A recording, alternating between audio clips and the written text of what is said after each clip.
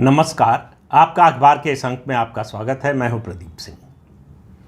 मैं जो आज बात करने जा रहा हूं उस पर मुझे जो है अपने देश के मतदाताओं पर बड़ा गर्व है, उसकी बात करने जा रहा हूं। और आपको भी होना चाहिए। मतदाता का जो विवेक है वो मुझे लगता है भारत के मतदाता का विवेक जो है अतुलनीय है। किस तरह से वो संतुलन स्थापित करता है सत्ता के बीच में, सत्ता विपक्ष के बीच में, सत्तारूढ़ दल के अंदर और विपक्ष के अंदर। 2024 के लोकसभा चुनाव के संदर्भ में ही बात कर रहा हूँ।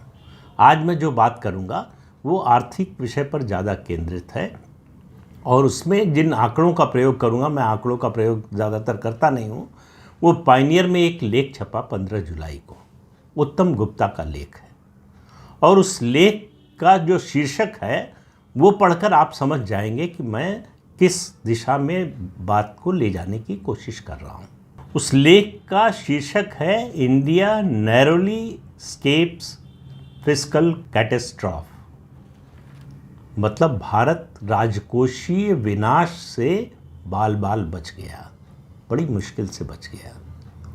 अब सवाल यह है कि चुनाव के नतीजे का और इस फिस्कल कैटेस्ट्रॉफ का क्या ताल्लुक है, क्या इसमें इस दोनों में समानता है, किस संदर्भ में ये बात कही जा रही है। राजनीति को देखने के लिए आपको अर्थशास्त्र को देखना ज़रूरी है। अर्थशास्त्र जो है बहुत से मामलों में राजनीति को एक तरह से ड्राइव करता है और आजकल तो फ्रीबीज का ज़माना है। फ्रीबीज से क्या होता है ये हम सब ने देखा है, उसका नतीजा क्या निकलता है ये भी देखा है, लेकिन वोटर इसमें आता है ये भी देखा है। इसका वोटर पर असर होता भी है, नहीं भी होता है। देश में दो सरकारें हैं, एक दिल्ली में एक पंजाब में। दोनों सरकारें जो है एक ही पार्टी की है, आम आदमी पार्टी की, और केवल फ्रीबीज के सहारे। लेकिन आप देखिए कि इन दो राज्यों के बाहर के मतदाता ने, किसी राज्य के मतदाता ने इस भुलावे में फंसने की गलती नहीं की, इसलिए इस पार्टी का विकास इन दो राज्यों के बाहर नहीं हो पाया। लेकिन देश की सबसे पुरानी पार्टी जीओपी, जिसको कहा जाता है शॉर्ट में ग्रैंड ओल्ड पार्टी, जब वो उसी रास्ते पर चल पड़े तो देश के लिए चिंता की बात है। क्यों चिंता की बात है कि पिछले 10 साल में आप प्रधानमंत्री नरेंद्र मोदी के सारे जो उनकी उपलब्धियां हैं उनको किनारे रख दीजिए, सिर्फ अर्थव्यवस्था की बात कीजिए। कोरोना जैसी विश्वव्यापी महामारी जिसमें कई देशों की अर्थव्यवस्था चौपट हो गई, उस दौर में फिस्कल डिसिप्लिन का साथ न छोड़ना, यानी जो राजकोषीय घाटा है उसको न बढ़ने देना। राजकोषीय घाटा बढ़ने का पहला जो आम आदमी पर फर्क पड़ता है, इस तरह से समझिए, वो है कि महंगाई बेतहाशा बढ़ती है। महंगाई बेतहाशा बढ़ती है तो किस पर असर पड़ेगा ये बताने की ज़रूरत नहीं है। दुनिया भर के देशों ने और ख़ास तौर से भारत में, जो अपने को आर्थिक विषयों का विशेषज्ञ मानते हैं, इसमें नोबेल प्राइज़ प्राप्त अमर्त्य सेन और जो है नोबेल प्राइज़ नहीं मिल पाने वाले रघुराम राजन भी है, जिन्होंने उनकी कुल उपलब्धि रघुराम राजन की आर्थिक क्षेत्र में ये है जिसके लिए वो जाने जाते हैं कि 2008 का अमेरिका में जो लेहमैन क्राइसिस हुई थी उसको पहले से प्रेडिक्ट किया था उन्होंने। लेकिन भारत के बारे में जितने आर्थिक क्षेत्र में उनके प्रेडिक्शन हैं सब फेल हुए हैं, और राजनीतिक क्षेत्र में उनके जो प्रेडिक्शन है वो उनकी इच्छा होती है, तो इसलिए उस पर कोई टिप्पणी नहीं करूँगा। इच्छा किसी भी व्यक्ति की कुछ भी हो सकती है। सब कह रहे थे कि ये नरेंद्र मोदी खर्च क्यों नहीं कर रहे हैं और पैसा क्यों नहीं खर्च कर रहे। फिस्कल डिफिसिट भूल जाइए इस समय। अगर देश की अर्थव्यवस्था को बचाना है, लोगों को बचाना है, तो दिल खोल कर खर्च कीजिए, कर्ज लीजिए, जितना ले सकते हो कर्ज लीजिए। नहीं किया मोदी ने। तमाम आलोचना सही, निंदा सही, आक्रमण सहे, ऐसा नहीं किया। आज देश का फिस्कल डेफिसिट 5.1% है और आप देखिए मौका मिला कर्नाटक में कांग्रेस पार्टी को। कांग्रेस पार्टी की 3 राज्यों में सरकार है, कर्नाटक, तेलंगाना और हिमाचल प्रदेश। तीनों राज्यों में कांग्रेस ने फ्रीबीज का वादा किया, कर्नाटक में 5 गारंटियां दी, उनके जरिए फ्रीबीज की घोषणा की। आज कर्नाटक राज्य की अर्थव्यवस्था की हालत ये है कि उनके पास विकास की योजनाओं के लिए पैसा नहीं है।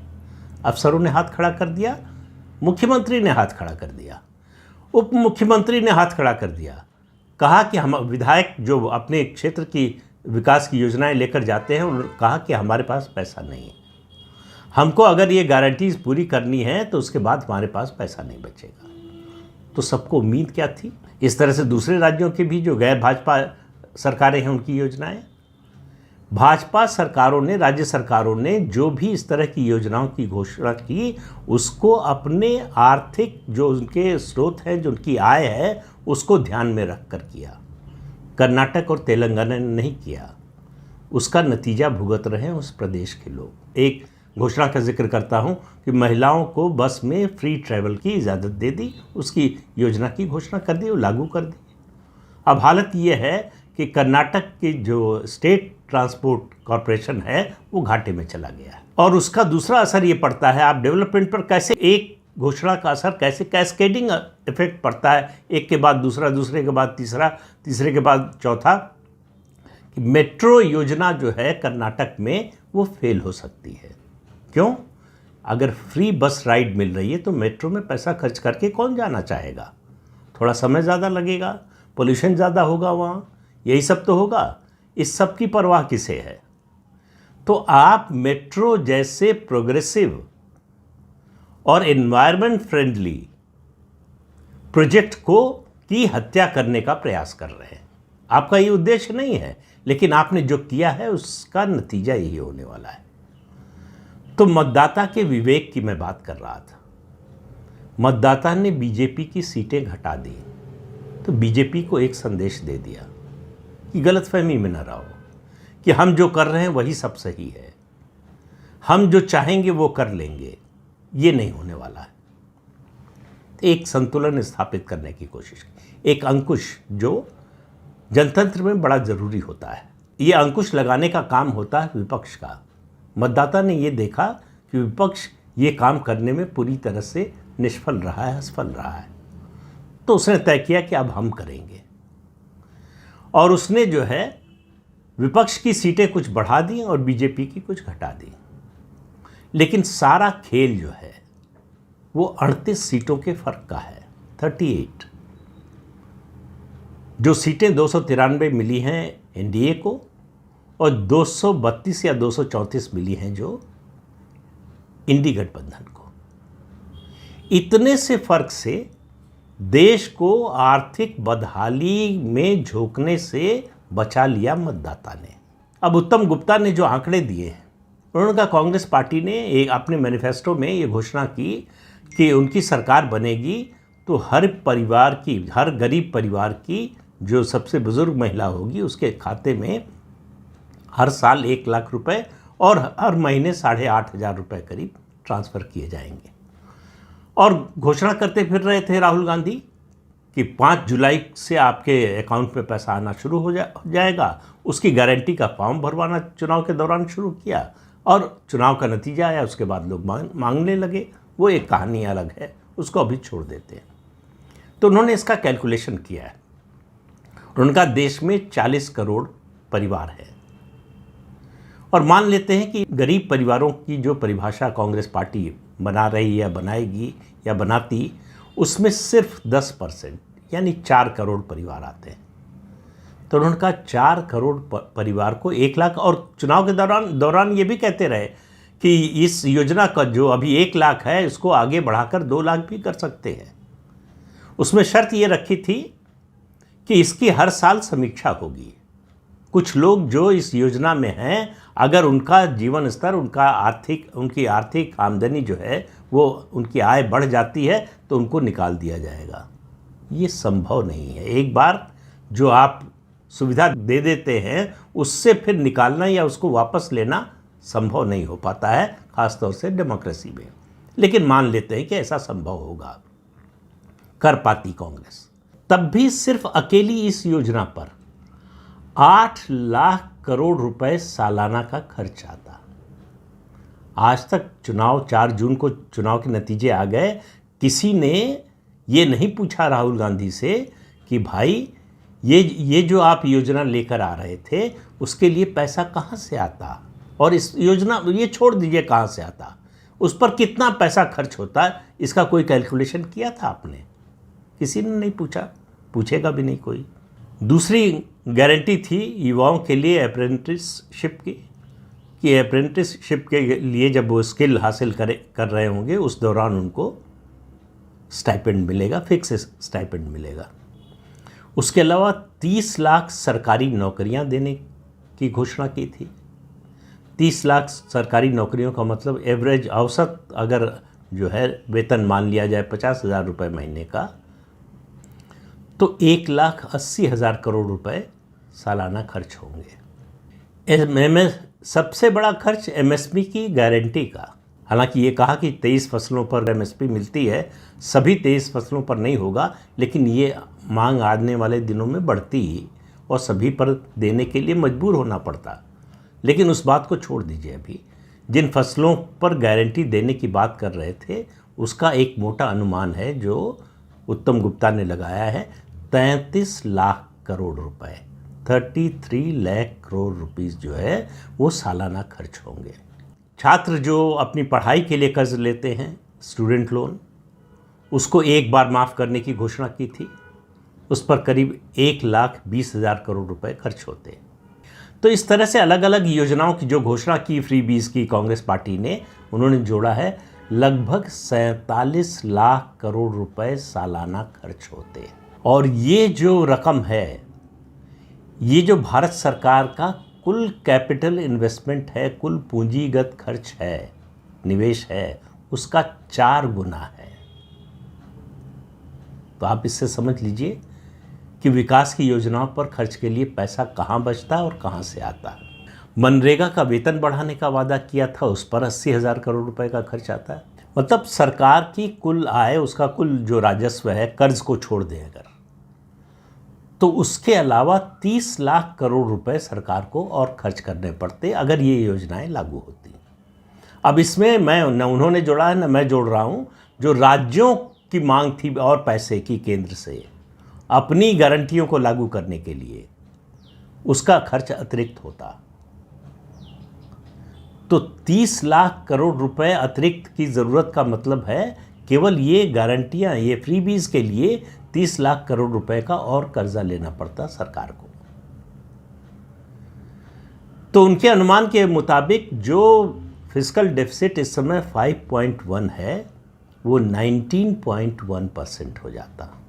कोरोना के दौरान जब पूरी दुनिया की अर्थव्यवस्था जो है बैठ गई थी, तो उस समय भारत का फिस्कल डेफिसिट इस स्तर पर पहुंचा था।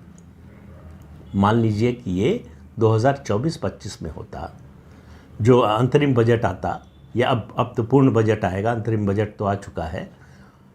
कांग्रेस की सरकार अगर इंडी गठबंधन की सरकार बन जाती, तो इससे आप अंदाज़ा लगाइए कि भारत के मतदाता ने भारतीय अर्थव्यवस्था को गर्त में जाने से किस तरह बचा लिया है, सिर्फ 38 सीटों के अंतर से।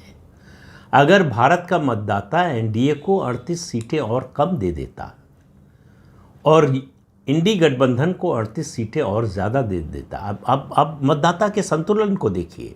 इसका गणित, इसका साइंस कभी समझ में नहीं आएगा कि अलग अलग प्रदेशों में भी अलग अलग क्षेत्रों में बैठा हुआ मतदाता, जिसका आपस में कोई सीधा तारतम्य नहीं है, संबंध नहीं है, वो कैसे ऐसा फैसला करता है। लेकिन परिणाम बताते हैं कि ये कुछ सोचा समझा फैसला है। ये ऐसा फैसला नहीं है कि जो मन में आया वो कर दिया। इस फैसले के जरिए दोनों को संदेश देने की कोशिश की है, सत्ता पक्ष को भी और विपक्ष को भी, और देश को रसातल में जाने से बचा लिया है। अगर मान लीजिए, कल्पना कीजिए, और कल्पना करके आप सिहर उठेंगे कि अगर इंडी गठबंधन सत्ता में आ गया होता तो देश की अर्थव्यवस्था का क्या हाल होता। लेकिन ये बात आप समझिए, मैं बार बार कह रहा हूं, नैरेटिव की ताकत उनके पास है। मोदी सरकार में रोजगार नहीं मिला, ये बात आपने खूब आम सुनी होगी। और हम में आप में से ज़्यादातर लोग इस पर विश्वास करते हैं। और सिर्फ एक आंकड़ा दे रहा हूँ, 10 साल के यूपीए के राज में 2.5 करोड़ रोजगार के अवसर सृजित हुए, यानी 2.5 करोड़ लोगों को, नए लोगों को नौकरी मिली। और 10 साल की मोदी सरकार के दौरान 12.5 करोड़ लोगों को नौकरी मिली, नए लोगों को नौकरी मिली, जिसमें कोरोना का भी काल है, जिसमें नोटबंदी का भी समय है, जिसमें जीएसटी का भी समय है। खासतौर से नोटबंदी में या कोरोना में नौकरियां बहुत बड़े पैमाने पर गई। इसके बावजूद 12.5 करोड़ लोगों को नौकरी मिली, नए लोगों को नौकरी मिली। लेकिन ये नैरेटिव आपको कोई बीजेपी का नेता बताता हुआ दिखाई नहीं देगा, कोई प्रवक्ता बताएगा नहीं। बीजेपी के प्रवक्ता रोज टेलीविज़न चैनलों की बहस में जो है अपने विरोधियों से मार खा के आते हैं, क्योंकि कोई तैयारी करके नहीं जाते, कुछ पढ़ के नहीं जाते। लेकिन उस विषय को छोड़ देते हैं आज। कुल मिलाकर बात यह है कि भारतीय मतदाता का जो विवेक है, उसने अपने विवेक से इस देश को आर्थिक तबाही से बचा लिया है। इस बात को मेरा कहना है कि हमको, आपको और इस सरकार को कभी भूलना नहीं चाहिए कि ये भारतीय मतदाता की मेहरबानी है कि हमारी अर्थव्यवस्था अगले 5 साल तक बची रहेगी और आगे बढ़ती रहेगी। वरना अगर इंडी गठबंधन की सरकार बनी होती तो 5 साल में कैसी तबाही आती। इंटरनेशनल जो रेटिंग एजेंसीज हैं किस तरह से डाउनग्रेड करती भारतीय अर्थव्यवस्था को, इसकी आज सिर्फ कल्पना हम कर सकते हैं। तो इसलिए मतदाता के विवेक पर हमेशा भरोसा कीजिए, ये सभी राजनीतिक दलों से मेरी अपील है। मतदाता को समझने की कोशिश मत कीजिए, वो आपसे और विशेषज्ञों से ज़्यादा समझदार है। भले ही वो आपके जितना पढ़ा लिखा ना हो, भले ही वो ऑक्सफोर्ड ना गया हो, वो हार्वर्ड ना गया हो, लेकिन उसका चाहे मामला अर्थशास्त्र का हो, चाहे राजनीति शास्त्र का हो, चाहे समाजशास्त्र का हो, चाहे राष्ट्रवाद का मामला हो और चाहे धर्म का मामला हो, उसकी समझ जो है वो राजनीतिक दलों से और विशेषज्ञों से ज़्यादा है। तो इस अंक में इतना ही। अगले अंक में फिर मिलेंगे किसी नए मुद्दे के साथ। तब तक के लिए अनुमति दीजिए। आपसे अनुरोध है कि ये चैनल देखिए, शेयर कीजिए, लाइक कीजिए और सब्सक्राइब ज़रूर कीजिए। नमस्कार।